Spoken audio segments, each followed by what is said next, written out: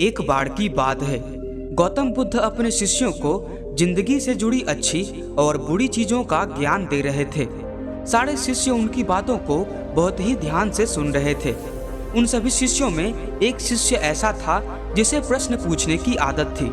वो उठकर गौतम बुद्ध के पास गया और उनसे बोला, आप हमें जिंदगी के बारे में जो कुछ सिखा रहे हैं उन सब का क्या फायदा, क्योंकि हम में से बहुत से बच्चों को ये भी नहीं पता कि हमारे जीवन का मूल्य क्या है और ये जीवन हमारे लिए कितना कीमती है।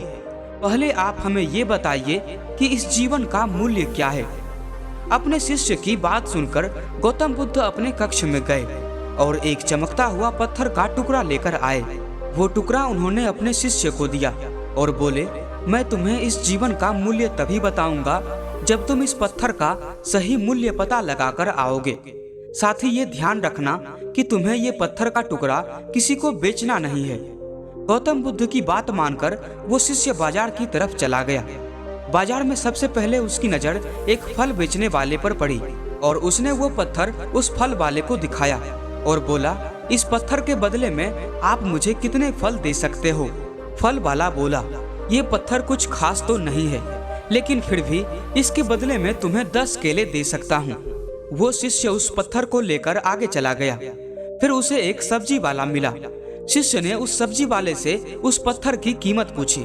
सब्जी वाले ने उस पत्थर को ध्यान से देखा और बोला, इस पत्थर की कीमत के बदले में मैं तुम्हें ज्यादा से ज्यादा एक बोरी भरकर सब्जियां दे सकता हूँ। इसके बाद वो शिष्य उस पत्थर को लेकर एक सोने के व्यापारी के पास गया। उस पत्थर के टुकड़े की चमक देखते ही उस सुनार ने उसकी कीमत 100 सोने के सिक्के लगाई। शिष्य ने वो टुकड़ा बेचने से मना कर दिया तो वो सुनार उसके बदले में 200 सोने के सिक्के देने को राजी हो गया, लेकिन शिष्य ने वो पत्थर नहीं बेचा। इसके बाद वो शिष्य एक हीरे के व्यापारी के पास गया और सामने में उसने वो पत्थर के टुकड़े को रख दिया। उस टुकड़े को देखते ही हीरे के व्यापारी ने एक साफ कपड़ा बिछाया, उस पत्थर को उसके ऊपर रखा, फिर उसकी परिक्रमा की और हाथ जोड़कर उस पत्थर को कपड़े में लपेटते हुए बोला, तुम जिसे मामूली पत्थर समझकर उसकी कीमत पूछ रहे हो, असल में ये एक बेशकीमती रूबी है। ऐसा रूबी हर किसी को नहीं मिलता। मैं अगर अपना सब कुछ बेच भी दूं तो भी इसकी कीमत नहीं चुका सकता। उस व्यापारी की बातें सुनकर वो शिष्य हैरान हो गया। वो दौड़ा दौड़ा सीधा बुद्ध के पास आया और जो कुछ भी बाजार में हुआ उन्हें वो सब बताया। उसकी अचरज भरी बातें सुनकर गौतम बुद्ध बोले, तुम्हारे सवाल का जवाब इस रूबी की कीमत में ही छिपा है। हमारा जीवन भी एक रूबी है। रूबी की तरह ये भी बेशकीमती है, लेकिन हम इस बात को हमेशा नजरअंदाज करते हैं और अपने जीवन का मूल्य नहीं समझते। हम दूसरों को देखकर उनके जैसा जीवन जीने की कोशिश में अपने जीवन की कीमत को कम कर देते हैं।